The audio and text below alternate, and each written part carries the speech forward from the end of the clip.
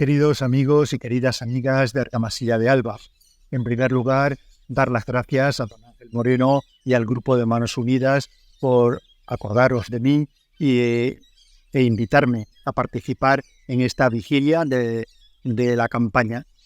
Sabéis que lo hago con todo el cariño del mundo y creo que es una manera también de acercarme a vosotros y seguir manifestándoos el aprecio que os tengo. Manos Unidas, todos sabéis que es la ONG de la Iglesia Católica para el desarrollo de los pueblos. Alguno puede pensar, ¿qué necesidad tenemos nosotros de meternos en esos problemas de desarrollar otros pueblos cuando nosotros ya tenemos un montón de temas, de problemas que no somos capaces de dar solución? Nosotros somos católicos, que quiere decir universales.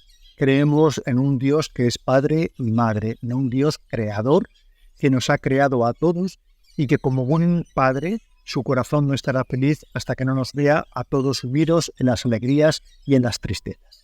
Preocuparnos solo de los cercanos y olvidarnos de los lejanos es olvidarnos de parte de la familia. Por lo tanto, nuestro objetivo no es solamente acercarnos a los que ya tenemos cerca, sino también acercarnos a todos en general. El mundo es más chiquitito de lo que nos imaginamos y todo está interconectado, que todo está interligado. Eso lleva a que si hay una guerra en Ucrania, los precios de los alimentos en España se disparen y el precio del gas suba. Eso significa que si la Amazonía se enferma, todo el planeta se resienta porque la Amazonía es el gran pulmón del mundo. Por lo tanto, no nos podemos despreocupar del resto de la humanidad y quedarnos solamente encerrados en nuestros propios problemas. Además, cuando nosotros miramos los problemas de otros, nos damos cuenta de que los nuestros son a veces muy insignificantes. A veces nos quedamos con grandes problemas en la cabeza, dándole vueltas, que cuando los comparamos con otros pueblos nos parecen ridiculeces. Os estoy hablando desde el internado que hay en San Antonio del Estrecho. San Antonio del Estrecho es una población de unos 4.000 habitantes que es la capital de la provincia de todo el Putumayo. El Putumayo recorre en tierras peruanas unos 1.200 kilómetros y es el río que hace frontera entre Perú y Colombia. En esta población de 4.000 habitantes, que es la mayor de todo el Putumayo, se encuentra en el centro, la sede del equipo misionero. El equipo misionero que nos hemos encontrado está compuesto por varios laicos y por 3 religiosas de la Congregación Misioneras Parroquiales del Niño Jesús de Praga, una fundación peruana. Ahora nos sumamos los 3 sacerdotes españoles del Instituto Español de Misiones Extranjeras, que vamos a iniciar una nueva etapa en el camino de este equipo misionero. Las hermanas se encargan principalmente de este internado que facilita la educación secundaria para todos los jóvenes del río Putumayo, de las comunidades del río Putumayo. Sin este internado, la mayoría de los jóvenes se quedarían solo con la educación primaria porque económicamente para ellos es imposible llegar a los internados de Iquitos o de irse a Lima a estudiar. Aquí, además de poder realizar la educación secundaria, también tienen 2 institutos tecnológicos, como ellos les llaman, donde se educan técnicos en agricultura y en enfermería. La importancia del equipo para nosotros es grande. Sin un equipo es muy difícil desarrollar todo el trabajo que requiere una misión de estas características. ¿Cuál es nuestra misión? Bueno, pues lo primero, para que nos situemos, el vicariato nos ha confiado 800 kilómetros de este río, desde Santa Mercedes hasta en Álamo, que es prácticamente como decir desde Cádiz a Santander, porque tienen la misma distancia, son 800 kilómetros, donde la única vía de comunicación es en río. Un río que no tiene líneas regulares de transporte, salvo unas lanchas de carga que son los que traen mercancías desde la ciudad de Iquitos, que es la ciudad más próxima, con la que no tenemos conexión ninguna por carretera, porque San Antonio está completamente aislado por tierra, está totalmente rodeado de selva. Y por lo tanto, la única vía de comunicación para la mercancía suele ser la fluvial, con unas grandes lanchas que tardan 2 semanas en llegar a las islas.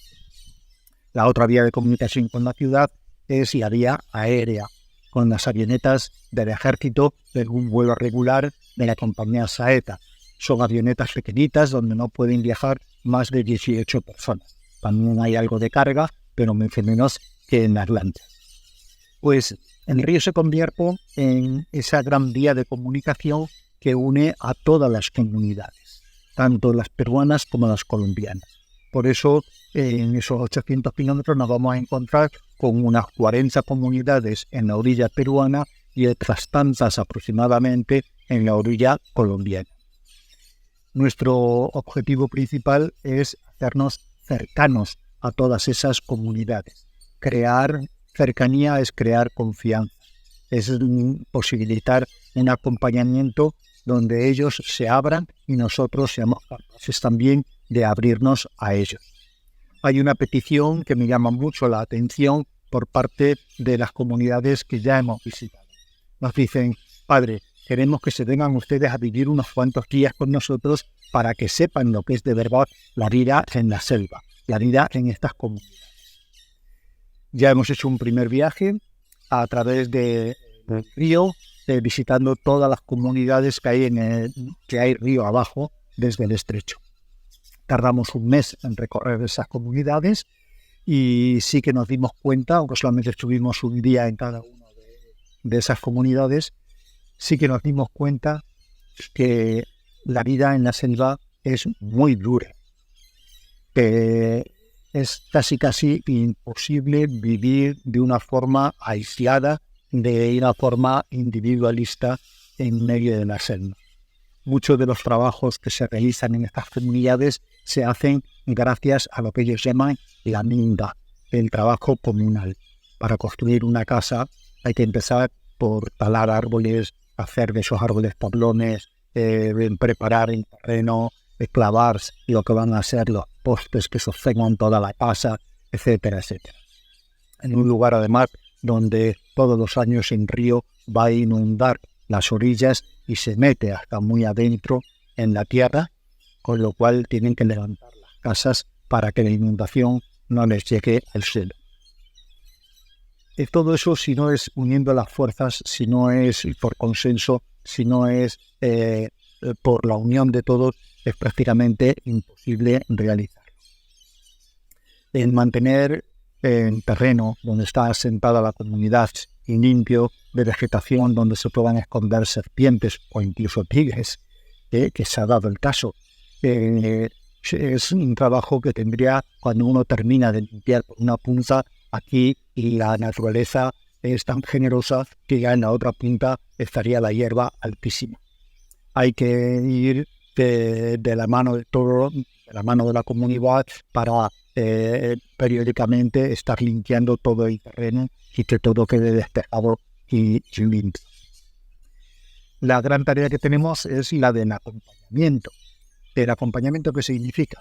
El acompañamiento significa, ante todo, descubrir sus culturas, sus tradiciones y sus propios ritos, porque acompañar significa no transformar al otro, sino ver cuáles son sus riquezas, sus puntos fuertes y también dónde están sus sufrimientos y sus dificultades.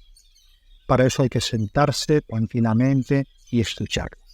Para eso hay que hablar mucho tiempo con ellos para generar confianza y que ellos se abran y nos puedan mostrar algo de lo que es su vida. Sí, es verdad que son pueblos muy abiertos, muy alegres, pero llegar a determinados niveles de confianza requiere su tiempo, como en todas partes. Ese es nuestro primer objetivo. Después, ya en los primeros viajes que vamos haciendo, las primeras visitas, nos vamos dando cuenta de algunas de las grandes carencias que tienen. Una de las carencias a nivel de salud, salvo en las comunidades que son un poquito más grandes, donde hay un responsable de salud, en el resto de ellas no hay ningún responsable de salud y tampoco hay ni siquiera un botiquín comunitario para tener infalmante para un dolor de muelas o tener un antídoto para una picadura de serpiente, sino que cuando surge una emergencia tienen que coger sus canoas con un pequeño motor que le llaman peque-peque y poquito a poco, con mucha paciencia, pues acercarse a donde está el promotor de salud, y en algunas otras ocasiones se tienen que desplazar a San Antonio del Estrecho, lo cual desde algunas comunidades implica hasta 2 y 3 días de navegación por el río. Otra de las grandes carencias que estamos también percibiendo es el tema de la educación. En todas las comunidades, incluso las más pequeñas, el gobierno ha hecho el esfuerzo de poner una escuelita, incluso la mayoría de ellas tienen conexión a Internet. Hay un profesor en cada una de ellas, que algunos de ellos, por no decir muchos, con muy poquitos alumnos. Algunos no hemos encontrado hasta con un solo alumno.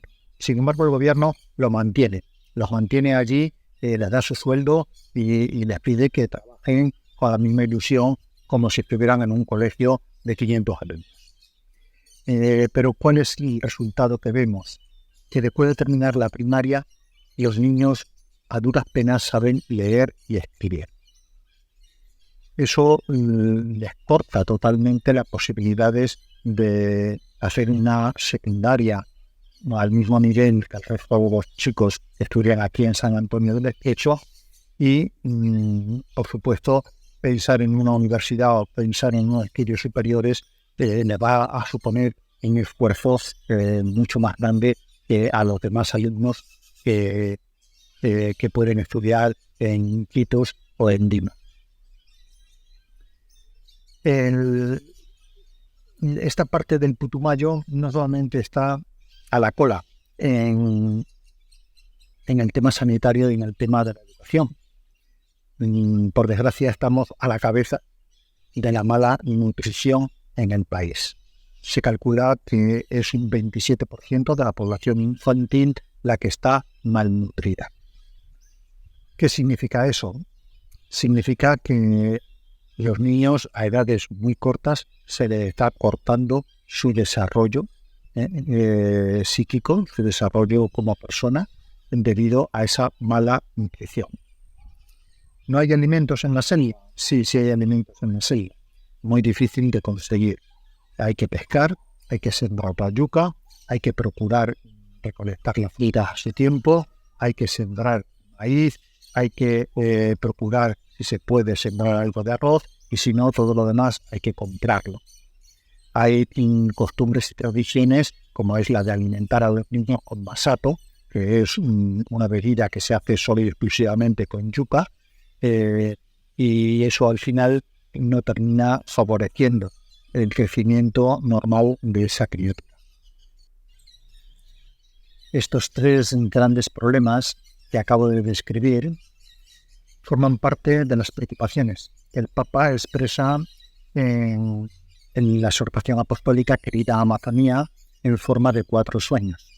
El primer sueño, el sueño social, viene a decirnos que nos esforcemos, sobre todo por luchar por la dignidad de estos pueblos, por luchar por los últimos de la tierra, más pobres, para que sus condiciones de vida mejoren y puedan llevar una vida como todos los demás, sin muchas riquezas y muchas posesiones, pero por lo menos que puedan tener ciertas necesidades básicas. Un segundo sueño de los que expresa el Papa en este documento es el sueño social. Estos pueblos han llegado a sufrir incluso un gran genocidio durante los primeros años del siglo XX, en toda la época del caucho. Y llegaron a perder su dignidad de tal manera y su identidad cultural que quedaron reducidos a la nada. Muchos de ellos, para ser castigados porque no recogían suficiente caucho en la selva, llegaron a ser quemados vivos únicamente para que los caucheros se pudieran bañar de noche en el río. Todo eso ha llevado consigo el avergonzarse de sus costumbres, de quiénes son, de su lengua, etc. Perder la identidad cultural es perder las raíces de un pueblo y al final quedar en manos de aquellos que lo pueden manipular con mucha facilidad. El tercer sueño del Papa es el sueño ecológico. Conservar la Amazonía, conservar este gran bioma del planeta, conservar la biodiversidad que encierra este bioma. Es impresionante. Dicen que en menos de 5 kilómetros cuadrados y en la Amazonía hay muchísima más diversidad ecológica que en toda Europa. Ese dato nos tiene que hacer pensar. La Amazonía está frenando el cambio climático, aunque ya está experimentando también el azote de este cambio climático, que se está produciendo sobre todo en los países industrializados, en los países que más contaminan, y que vienen curiosamente a la Amazonía a comprar los bonos de carbono para poder seguir contaminando por encima de sus posibilidades, por encima de lo establecido en esas grandes cumbres del clima.